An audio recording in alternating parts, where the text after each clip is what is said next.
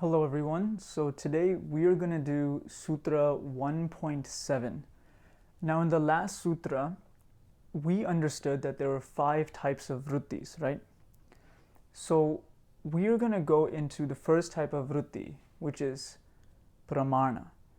Now we mentioned that Pramāṇa was right knowledge. So what exactly is right knowledge?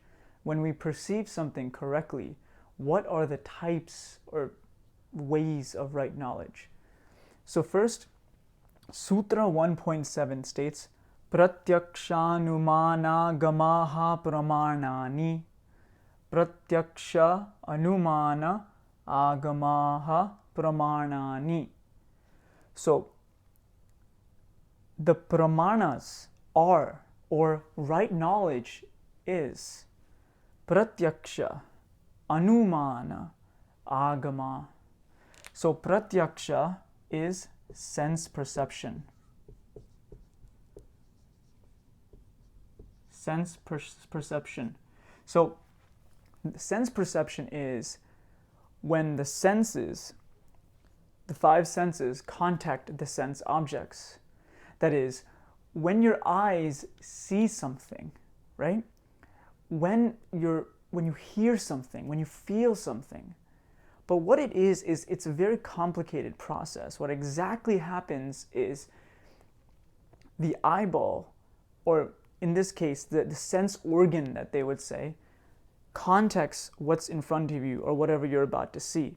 That information then subsequently goes through the sense channel into the mind, and the mind then kind of transfers it to the Purusha, the witness, the observer.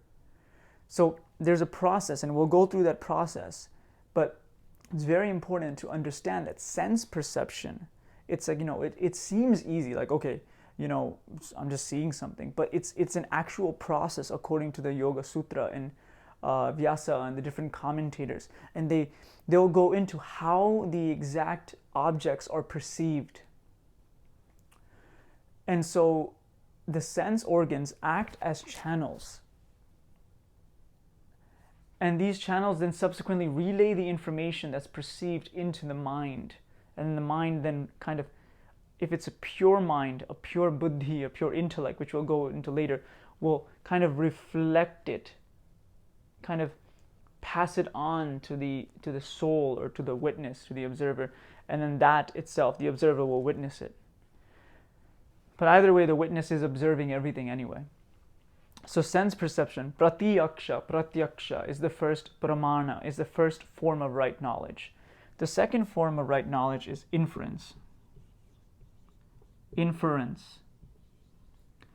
What is inference? So inference is when we come to a conclusion about something by using some sort of indicator. Now, what does this mean? So if I'm walking on a mountain, right? And I'm enjoying the scenery, and there's birds and whatever, plants and whatever is on a mountain, and I'm enjoying the scenery, I'm enjoying the scent and the experience itself, and then I look over to my right side and I see smoke rising from the hill of the mountain. Then, seeing that smoke, which is an indicator, I can then come to some sort of an inference, a conclusion that there's a fire nearby. There seems to be a fire nearby.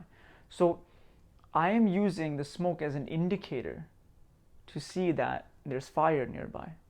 Or even, for example, let's say I have a best friend, and wherever I go, I'm with that best friend all the time, no matter what, which is kind of odd, but let's say no matter what, I was always there with that best friend all the time. Then if someone were to walk into a room and they were to see me, then they would be reasonably right to assume that my best friend is also going to be there. That's inference. Wherever there's smoke, there's fire. So that's the second form of right knowledge. The third form of right knowledge is scripture or verbal testimony. Verbal testimony. The Yogasutra states that the third form of knowledge is through scripture. So in these Indian philosophical traditions, it's very common to be very, devotional, and to be very respectful towards scripture. Oftentimes, scriptures are seen as an authority of knowledge. So many practitioners will see the scripture as, a form of knowledge, like that's what it is. So agama, scripture, or verbal testimony, when someone tells you something, but it's not just anybody, there's qualifications, and we'll see. Someone who has experienced it, who wants to convey it in a truthful manner. So that's one way of coming to a form of knowledge. So let's break this down. So what are the three ways that I can attain right knowledge? One way is through my senses contacting the sense objects. When I see something, when I hear something, when I feel something, when I taste something, right? Then the other way is through inference. And inference is by when I use an indicator of something to determine a conclusion for something. And the last way is verbal testimony. So if we use the mountain example, I can see the fire, right, through sense perception. I can use inference to see the smoke and say that there's fire. Or I can hear, let's say someone's walking down there, and let's say it's like a firefighter, right? And the firefighter is like, there's a fire up there. Well, based on that person's authority, and we can assume in some way that they tell the truth, we can tell that there's a fire there. So these are three ways that, according to yoga, one attains knowledge.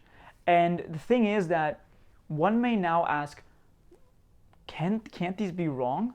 Can't somebody lie? Or can't you infer something incorrectly? Or can't your senses be mistaken? In fact, these things are true, and this doubt is definitely raised. But see, we'll understand that the nature of a pramāṇa, the nature of of right knowledge, is never wrong. See, the fundamental basis of a pramāṇa, of right knowledge, is that it always leads you to the truth. So if you perceive something, but it's not actually correct, that's not a pramāṇa. So pramāṇa is always correct. So if you hear something and it's not correct, that's not a pramāṇa. That's not right knowledge. So right knowledge, the assumption is already that it's correct. So assume like it's like a box. And anything that goes through this box has to be correct. So I'll explain this later. But for now, just remember, pratyaksha, anumana, agamaha, pramāṇani. The pramāṇas are pratyaksha, anumana, and agama.